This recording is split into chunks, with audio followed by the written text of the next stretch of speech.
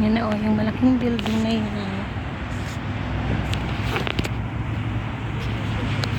Ano bang building? Dito pa rin sa Carnish. Hindi pa rin tapos.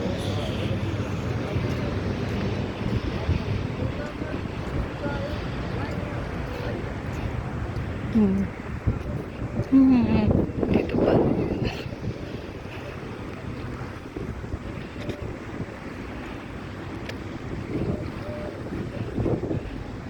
Doon tayo pupunta sa yung ano na yun, yung tower na yun. Ano pala yun? Mosque. So pupunta tayo dun sa Kabayan Souk.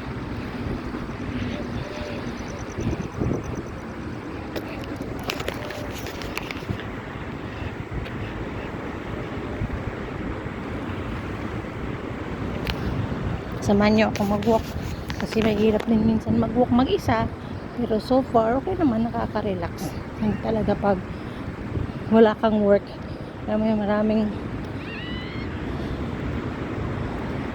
maraming pumapasok sa isip mo, hindi ka naman pwedeng sumuko. So ito lang, pag hindi pa rin nakakita ng trabaho, di tuloy-tuloy lang ang part-time. Tuloy-tuloy lang ang part-time sa party minsan. Pero twice or once or twice a week lang. Like Thursday, Friday, or Saturday lang meron. Kasi pag may klase, yun, ganda.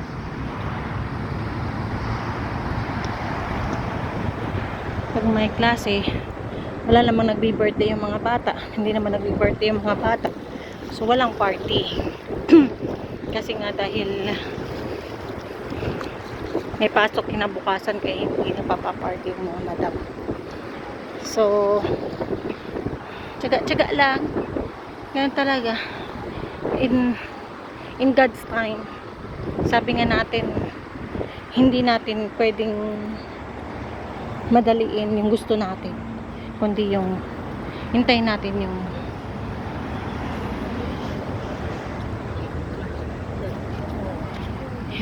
yung gusto ni Papa God sa atin. Mahirap ang buhay sa abroad, lalo na pag you are supporting your family, siyempre, diba? Ganun talaga. Importante yung maging positive ka, yung outlook mo. Ang ganda ng sky pala, sorry. Yan. Positive yung outlook mo para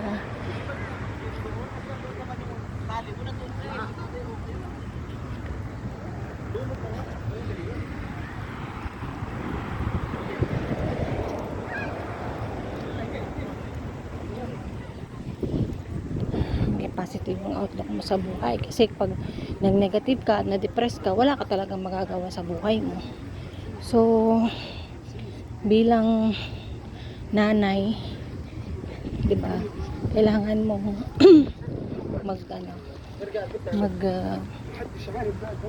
kumayo. Yun yung palambas. Ayun, pulis. Kailangan mong kumayod para sa mga anak, para mapatapos sa pag-aaral. So marami akong hugot, pero nagsisimula pa lang ako. So I will try to share yung mga napagdaanan ko sa buhay. Hindi yung may lessons, of course, para lahat naman nakaka-relate. Lahat ng OFW nakaka-relate. So yung pastime ko ganito, pag walang work dito, nagwo-walking, hindi dito dun sa Alvida Park. Lahat ng park minsan pinupuntahan ko para maka-relax, ayan, upo muna tayo, maka-relax, maka-langhap ng hangin, makakita ng ganito. Kasi pag nakakita ka ng ganito, nakaka-relax ka, nawawala yung mga problema mo, diba? So tsaka hindi din naman tayo laging nasa abroad lang.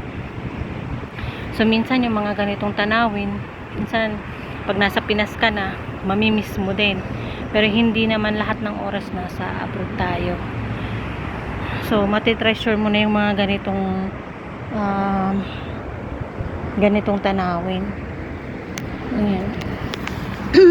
Ayun yung ministry naman ng Ministry of Interior naman, yung luma. Pero ngayon hindi na yata ginagamit yan. Ibang ano lang, Qatar yan.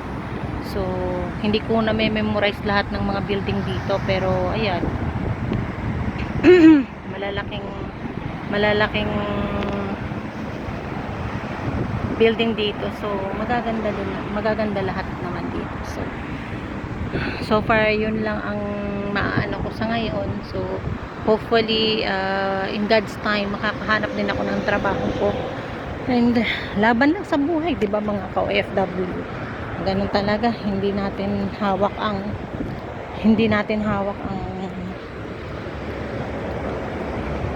success, hindi din natin hawak ang ano. Siguro pa, siyempre lahat naman nagpupursige. Ayun. Lahat naman nagpupursige. Lahat naman tayo may success sa buhay. Minsan may ups and downs talaga. Ganun talaga. So, I'm trying my best to be positive in life. Ayan o. To be positive in life. Kasi sabi nga nila, huwag kang mawalan ng pag-asa. May mga times talaga na ganun. Na ganun ang buhay. So, laban lang. In God's time. In God's perfect time talaga. Diba? So, mamaya ulit. Kasi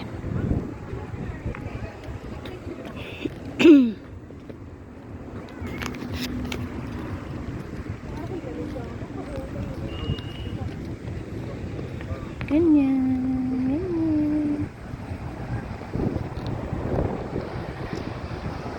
Ganda ng langit, oh.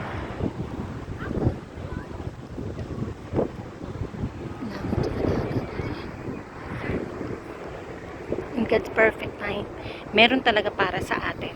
So, minsan, syempre, hindi mo naman may iwasan, hindi ka ma-depress. Ayan.